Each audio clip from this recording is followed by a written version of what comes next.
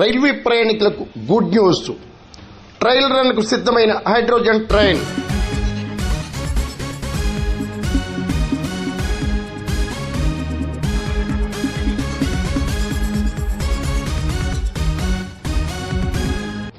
భారతీయ railway వ్యవస్థ అత్యంత ఆధునిక హైడ్రోజన్ ట్రైన్ ను ట్రయల్ రన్ నిర్వహించేందుకు సన్నాహాలు చేపట్టింది. హర్యానాకు చెందిన జింద్ సోనీపట్ రైల్వే స్టేషన్ల మధ్య తొలి హైడ్రోజన్ ట్రయల్ రన్ నిర్వహించేందుకు ఏర్పాట్లు చేపట్టారు. 8 కోచ్లు ఉండే ఈ రైలులో 2638 మంది ప్రయాణించవచ్చు. గరిష్ట వేగం 110 కిలోమీటర్లు.